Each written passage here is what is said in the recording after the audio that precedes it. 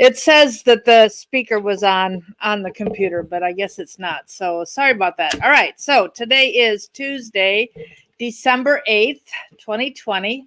Arif from Ghana. Welcome.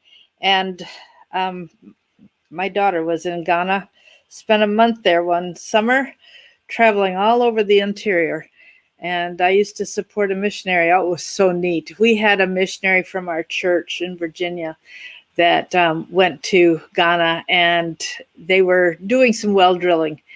And they were going to have a baby while they were there. They were up in the interior. And so I organized a baby shower for them. We didn't wrap gifts, but we just had a table in the lobby, announced it, and people came in, and still no sound?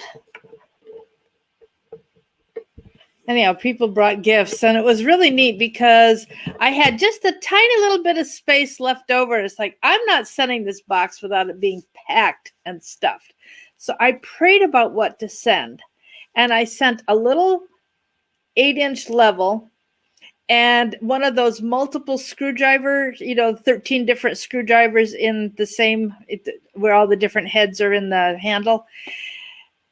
The day it arrived, he was someplace where he had access to what was in the box, but he didn't have access to the normal tools that he had taken with him. And those were two of the tools that he needed that very day. So, God does miraculous things. And we're going to talk about that need for the miracle in just a minute. So I showed you the picture of Judge Sullivan. So he's refusing to dismiss the Flynn case, even though Trump has pardoned Flynn. And he's allowing amicus briefs to be brought in on the case. So they're still going to go after Flynn, even though he's had a full pardon. This is just a little ridiculous. So I read another post today that I thought was really, really, I loved it, and I wanted to share it with you. Mario Murillo wrote on Facebook, "What if this is the hour that God has been waiting for? Please confirm that you can hear me, okay? Because if you can't, then we got another bigger problem." Laura, can you hear me? Is the sound back the way it needs to be? Please double check, and I'll make sure I always have the speaker plugged in from now on, the external one. It's funny because the camera, sometimes it works and sometimes it doesn't on the computer. Oh, good. Thanks. All right. So Mario Murillo said a couple hours ago, "What if this is the hour God has been waiting for? When humanity is at the end of itself, when human systems can simply take no more, when what is facing humans, when every corner of our communities are desperate for hope." So he said, let's take a stand. Let's say welcome to the supernatural displays of God's glory. Say, Father, step in and take over. And then he has a whole list: our businesses, our families, our children's education, community needs, board meetings, the media, hurting industries, lonely seniors, the despair in our students, the lawyers and the judicial system, the hospitals and rescue services, food industries, manufacturers, churches, neighborhoods, prisons, and classrooms, and so on. Lord, in everything and every corner of this nation, have your way now. And he goes on to say more than that, but that's all I was going to share. It just, I appreciate Mario Murillo very much and the things that he talks about. He was mentioning another one I read, I think this morning, talked about disbelief versus unbelief. Unbelief is when you don't believe it. Disbelief is where you can't believe it. It is so outside your own experience that you don't think it's possible. And so you're shocked. And you can't handle even thinking about it, considering it. Larry had said that when he was with the Clintons in the Arkansas governorship, when Larry was working with them, he recognized that if they committed evil, It's like they did in Nazi Germany. If the evil was big enough and horrendous enough, people would not believe it and you'd get away with it. Because people couldn't believe you could be so evil because it is so outside the realm of their experience. And boy, have we ever, when we see the evil that's coming out and the things that we're finding out about the corruption, is just shocking. On an international note, Russia, is siding very much with Iran, doesn't want Israel going in and taking out Iranian strongholds in Syria. And after what I read yesterday about China and their attempt to destroy our country and take over our country, it just left me wondering, is Russia siding to take out what the Muslims call the little Satan, and China on the side to take out the great Satan? I haven't heard anybody mention that, but it's something that it crossed my mind in hearing about today some of the things that Russia has announced. Some big official made some statement that was rather anti-Israel. And of course, today I'm reading Ezekiel 38 and 39, the Gog and Magog war against Israel and so on. I was listening to Jay Sekulo's program today and somebody on there, the black guy on the show, was saying that and I've heard this before, but he was saying statistically, it is impossible for Joe Biden to win because the percentage, the ratio, or the chance, the odds of the odds are so astronomically high that it's statistically impossible. But, we're living in odd days, so who knows? In Pennsylvania, the executive orders and rules by the judges changed how the election was going to be run in there, allowing the mail-in vote ballots and so on.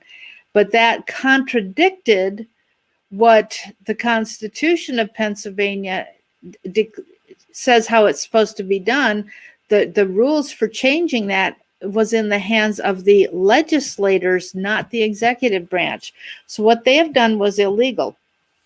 And so the state of Texas is suing Pennsylvania, and I think Michigan, Wisconsin, and Georgia is also an accessory to this, because one state can sue another state, but when that kind of a lawsuit happens, it bypasses all the intermediate courts from federal courts and district and appellate and all that, appeals courts and so on. A state suing another state can go straight to the Supreme Court.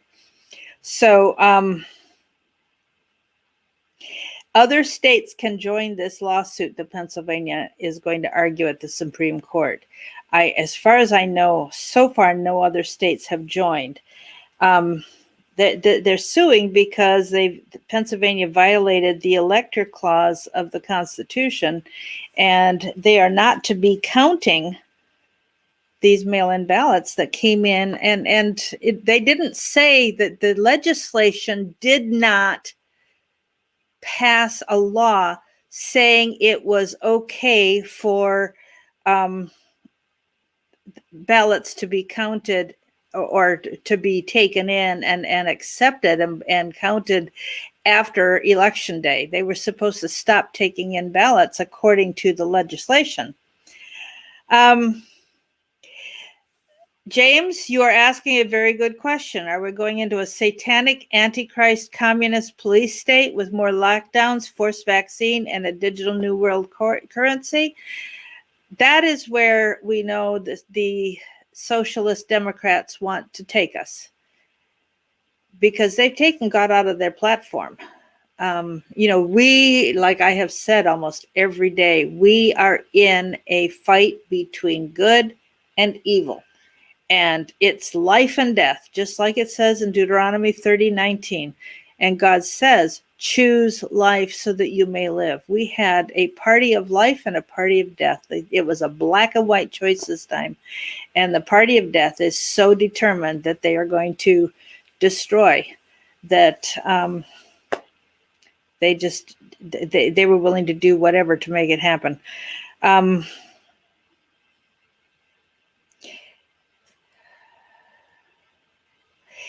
If the Supreme Court stands with Texas on this case, they could knock out the electors from the 4 states, Michigan, Wisconsin, Georgia, and Pennsylvania. And I think that's 62 electors total. In that case, neither party wins, neither Biden nor Trump wins, and they will send it to Congress to make the decision. And the decision is based on delegations. Each state, of course, has representatives based on population. Each state has 2 senators, but it goes to the House.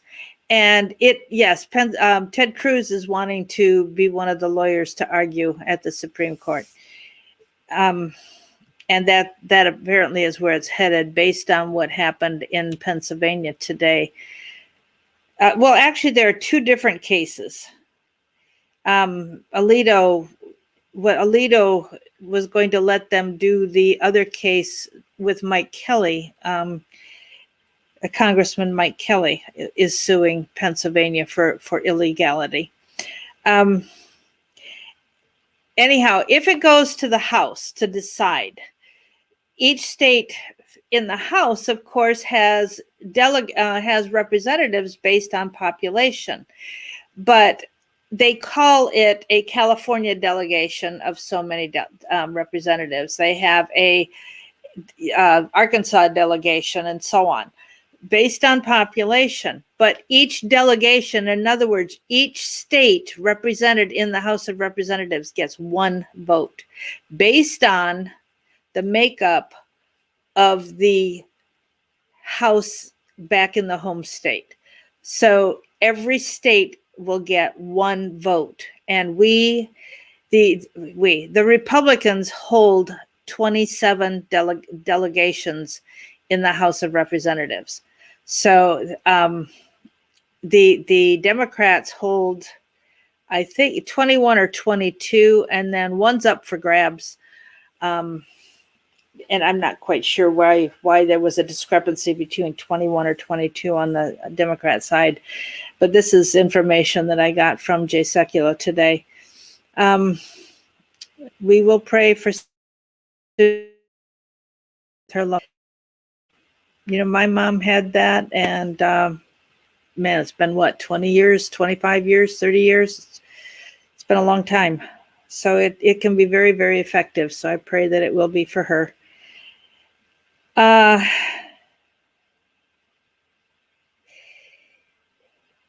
If it goes to Congress, the House will be voting for the president. The Senate votes for the vice president. Now, I have not heard anybody talk about what happens, whether, can they put in a Democrat vice president with a Republican president? I don't know. Oh, bone cancer, huh, Diane? I'm so sorry. That sounds very painful. I'm so sorry. What's really important is election integrity. And President Trump anticipated this with his executive order, September 2018. And September 12th, I think it was 2018, his executive order talked about election integrity, and that if the states were cheating, that they were committing treason. It was put in the category of treason. And the interesting thing is, if you look at, I heard somebody say today that the docket for the military court has been cleared completely for the next 10 days. So it'll be really interesting to see. The House has is controlled by Democrats because of the number of representatives. That is true. But it doesn't go by number of representatives, James. It goes by number of delegations. And that goes back to how the states are controlled. And there are 27 Republican delegations, and each delegation gets one vote. So that's how that works. Back to the military courts. The military court schedule has been cleared. And so it could very well be that they are opening things up. Osteomyelitis is a bone infection. Well, that still sounds painful. I just, may it not turn into cancer, and may they be able to treat it. That'd be good.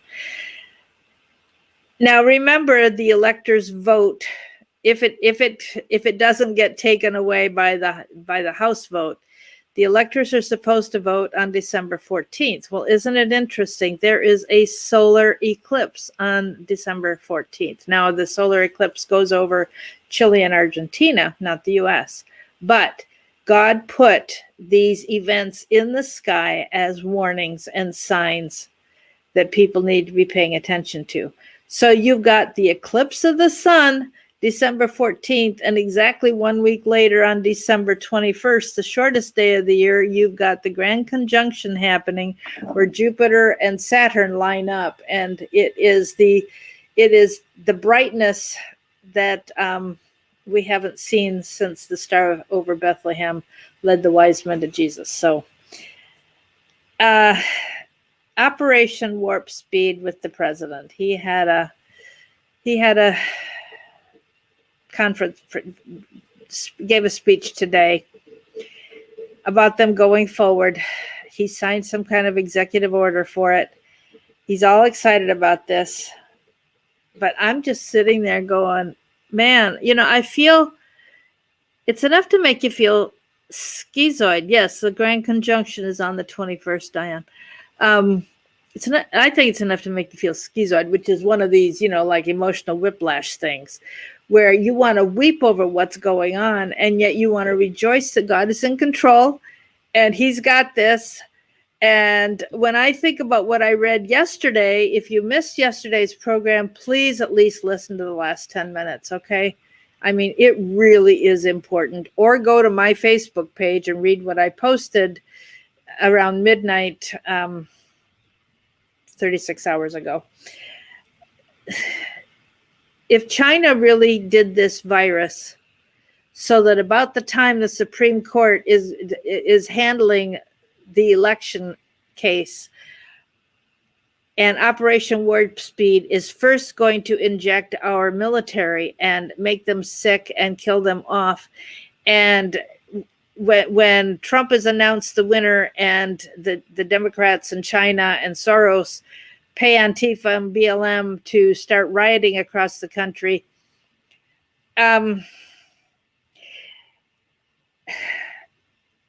if this whole plan is to make sure that the UN and China can come in with their soldiers, of course, we know most of the university students are already trained as soldiers. Is this the takeover of America? This is where, folks, I keep going back to what I heard beyond a shadow of a doubt. I heard God Monday morning before Election Day definitely said, start praising the Lord, start thanking God. Yes, China is definitely caught up in this election fraud because they have at least 75% or around 75% ownership in the Dominion voting machines. And, even Barack Obama talked about the voting Smartmatic, Dominion, whatever it was. He was talking about it back in 2008. There was talk about it in 2006. CNN was talking about it in 2006. They've got that on tape. I'm just looking at my list of things to discuss. Trump complicit in what now?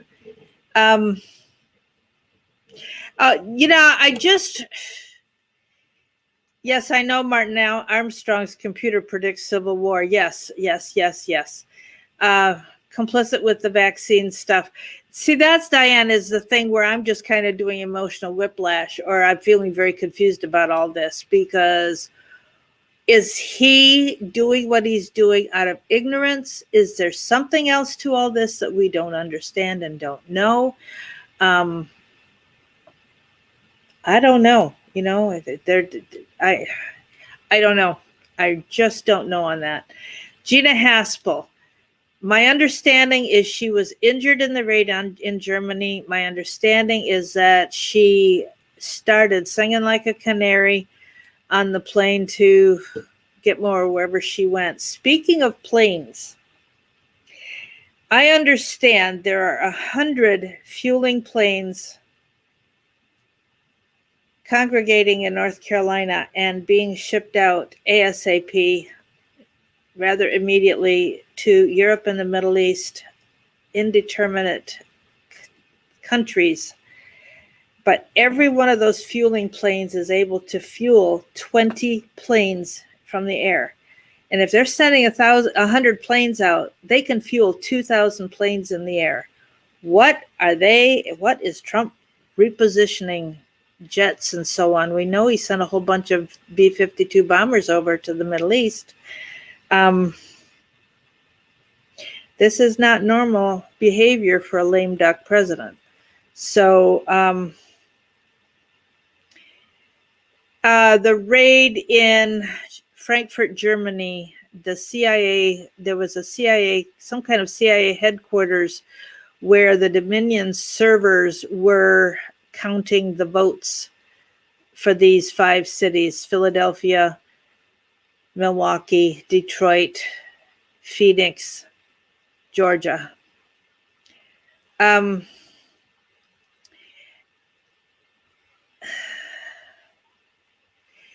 You know, that's very possible, Carol, that the Great Reset is causing businesses to close. You know, look, we know this whole virus thing is a psyop. It has to be. There is a bioweaponization of it. That there are people who are getting deathly ill and who are dying. It is true. But 99.9% recover.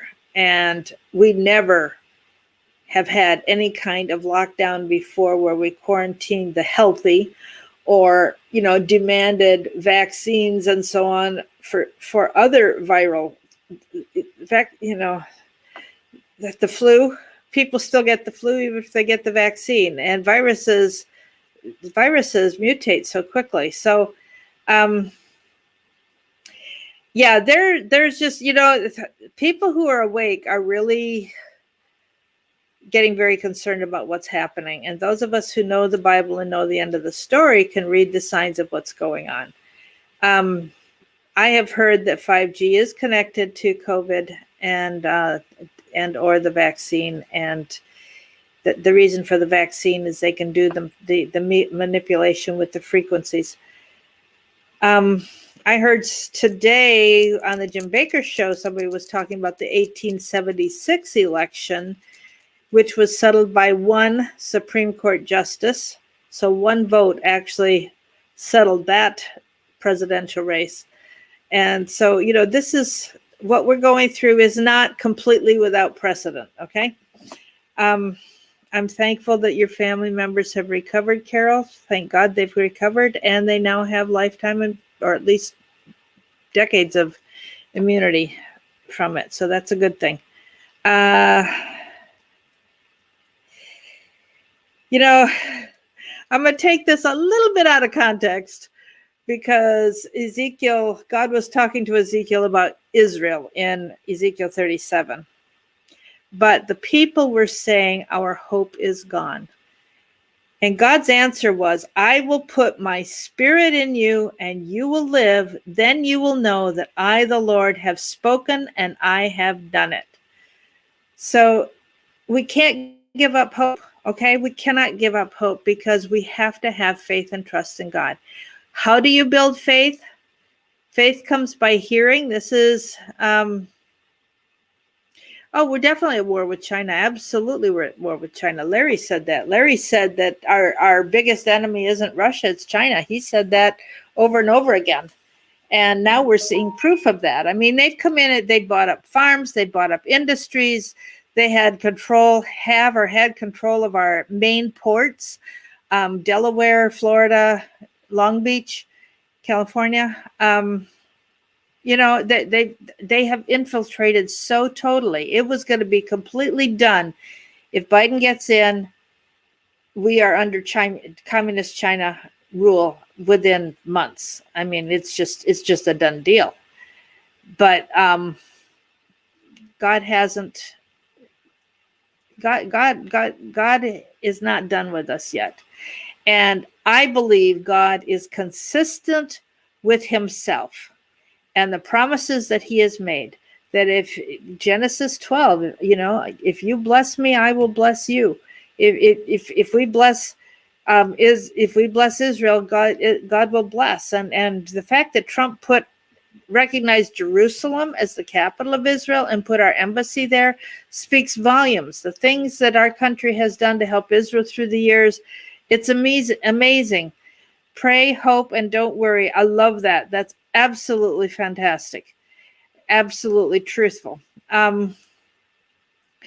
So we have to remember who's in charge here.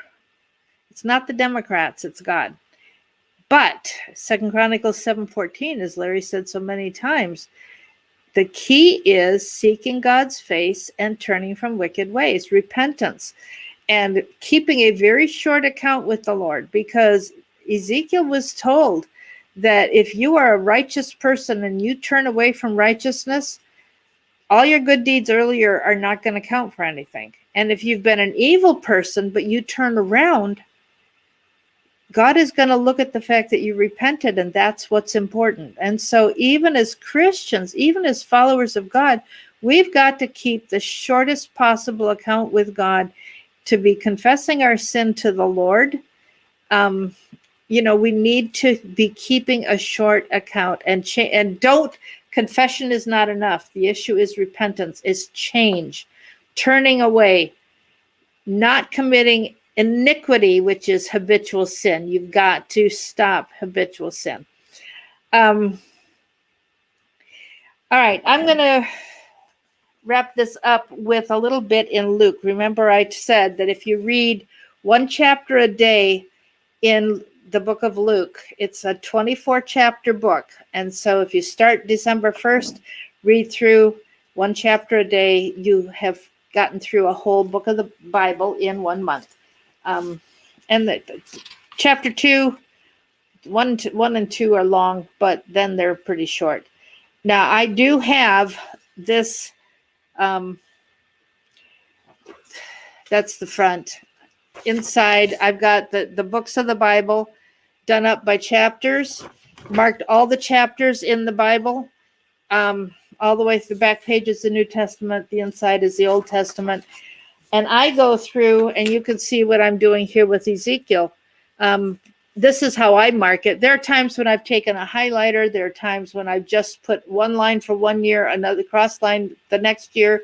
The third year, I'd color it when I didn't have very many copies, didn't have access to copying machine. Now I have a copying machine, and it's actually working right now. So that's the way it is. And so I go through that. It takes,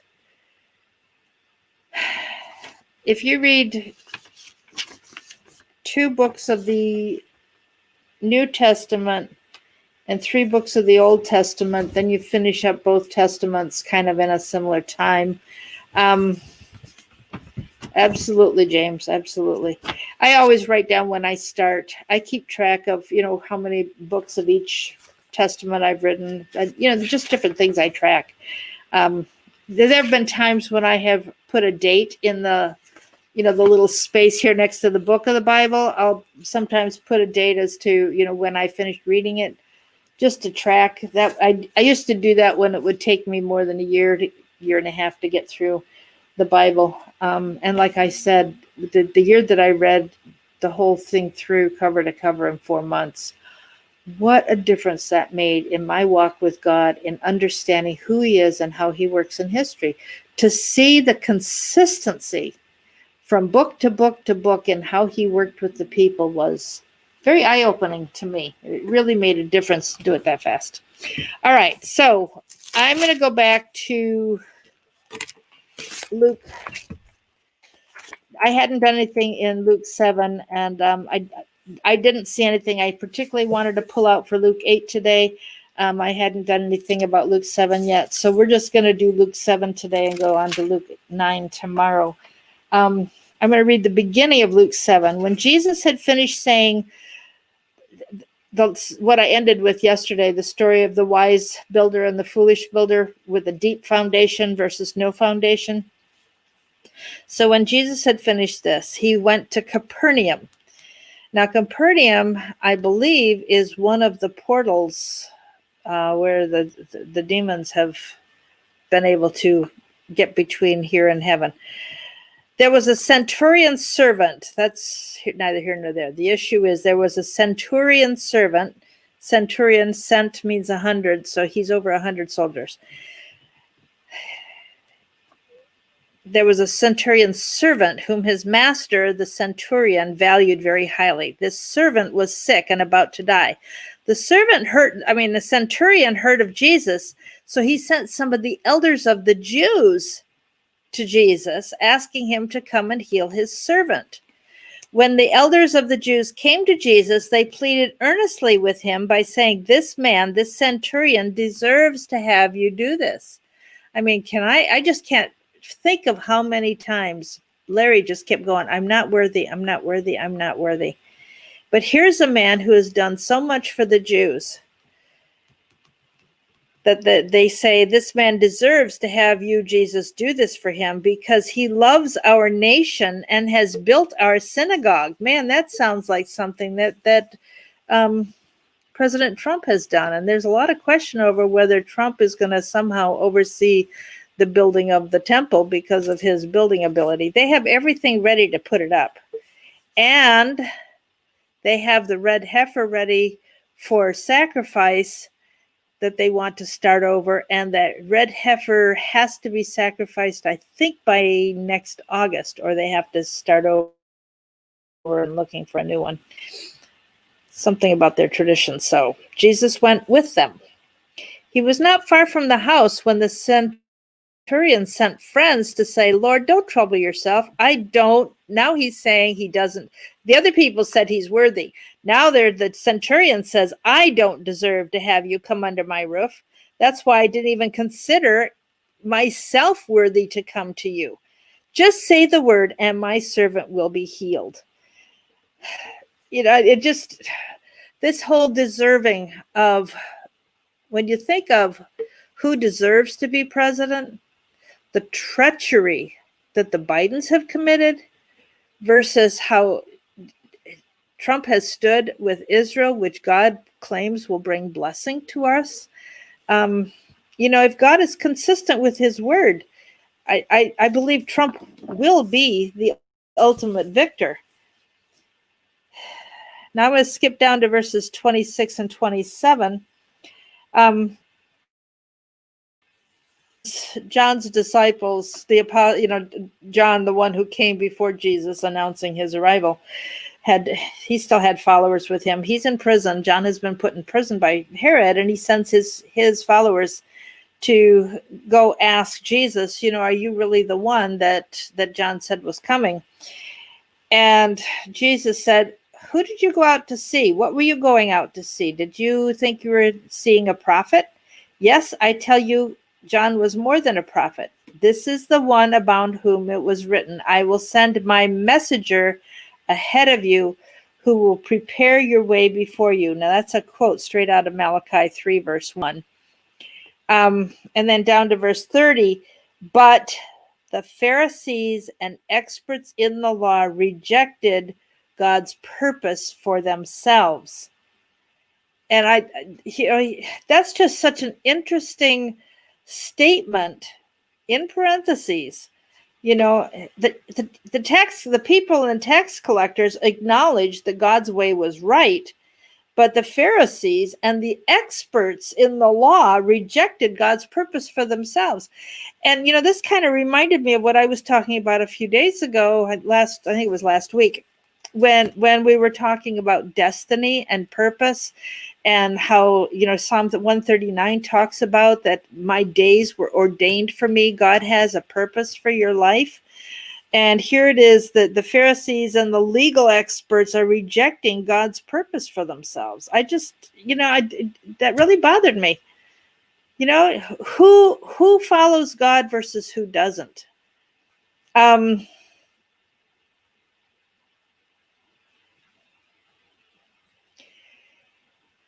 Yeah. I'm with you, James. I think of the Queen Esther when her uncle asked her to go and plead for the lives of the Jews before the king, and the king hadn't summoned her in quite a while, and she said, I can't go without his calling me to come. I can't just walk into his presence, or he may have me beheaded. And her uncle said, who knows but what you were born for such a time as this. And so she went and she said, well, if I perish, I perish. Okay, I'm going to do this. And she had people around her fasting and praying for 3 days before she went to the king. And we know that Haman, who was out to get Mordecai and had planned not just to get Mordecai, but to take out all the Jews, he was the one that ended up being hung on the gallows. So it just, it just reminded me of how many times we told Larry the story of Esther. Who knows but what you were born for such a time as this? Who knows but what you were allowed to be who you were earlier in life? Who knows but Trump was allowed to be the conniving negotiator that he was? The brilliance, his IQ, high IQ, and the way he was able to manipulate people in negotiations, the things that he learned in the business world, and the things that Larry learned from his working with the most despicable people in the world, both in special ops and as the handler to the Clintons before they left for D.C. He warned that when the Clintons came to D.C., they were bringing the Dixie Mafia to a national and global level. He could see that. He said he was a prophet, but he knew what was going on well enough that he could predict what was coming next, because he had seen that progression in other countries. He had seen what happened here in Arkansas, so he knew. And I think God has given us President Trump for such a time as this and has made him who he was. We didn't vote for a preacher. We voted for a man who knew business, who knew how to negotiate, and who loved this country. And it just makes me think this whole challenge of how these Pharisees rejected God's purpose for themselves. I am challenged again, and I challenge you with the same thing I'm challenging me. Are we fulfilling God's purpose for us? Are we fulfilling our destiny in life? It doesn't matter if you're 60, 70, 80 years old. You're still breathing. You're not done yet. Find a way for God to use you. One of the ways we can be used to save our country is to be making phone calls. So if you go to supremecourt.gov, I think that's what it is, supremecourt.gov. You will find in there a contact. I don't have that phone number handy here anymore. If you want to write a letter, it's Supreme Court of the U.S., number 1, 1st Street Northeast, Washington, D.C., 20543. When I called, this is what I said. I don't have their phone number here. Sorry, I didn't put the phone number here on the paper, but I did have right here the phone call I made. I said, I thank God for the wisdom given to you to return justice and righteousness to our country. We must trust you to do the right thing concerning the rampant election and voter fraud. As many of you know, it's not right for the voices of we the people to be suppressed through fraud. I'm praying for you to do what's right. So that's what I said when I called the Supreme Court and talked to the person that answered the phone. And I was planning on writing that, and I just haven't written it yet, but I will probably do that as soon as I hang up here, and then take it straight to the post office with some other things to go out. So that's it for today. I challenge you to fulfill your purpose, to fight for our freedom. It's time for our fight song, as I said in the title for this program. It's time for us to fight. We have to. Don't forget, the time when God told King Jehoshaphat that the battle is not yours, but it's God's. He still said they had to come out for the battle. He said, stand and see the deliverance of the Lord, but they weren't standing in their homes. They were standing on the battlefront.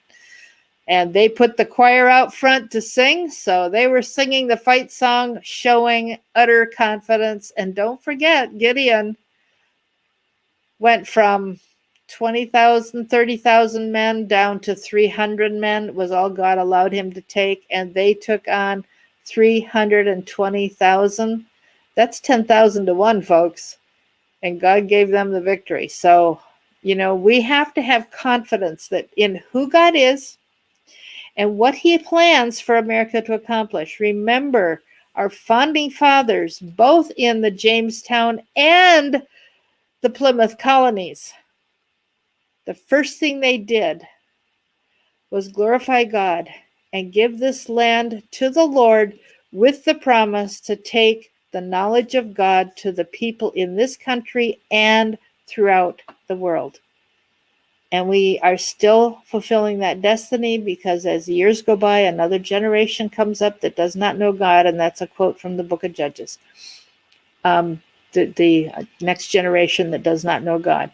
So it's not too late, whether you're on social media, whether you have emails to people, if people are just attacking you for what you say, then find another place to be able to talk. But find a neighbor that'll listen. We've got to keep talking about the Lord. We have got to be in God's word. And how much of this news do we really need to hear every single hour of every day? I get so many text messages and every calls about, you got to listen to this, you got to listen to that. I think I have a clear picture that fraud was involved in electing Biden. What I need is for my heart to stay fixed on the Lord. My heart is steadfast. What is done in me will last. My heart is steadfast. I will not be moved. So that is a song my kids learned in their children's choir a couple decades ago. But, be strong and courageous. Don't give up. And I've got the phone numbers for all the different legislature leaders of the battleground states that, call them. I haven't been able to get through to the Senate leaders, but I did leave a message for the House leader yesterday. So, we just keep trying. And if the phones are shut down, that usually means they have been bombarded and have had as much as they can handle, and that's it. So God bless you. Be strong and courageous. Fight, fight, fight. We don't give up, right? Don't give up and don't quit. All right. God bless you, folks. I'll talk to you tomorrow. Bye-bye.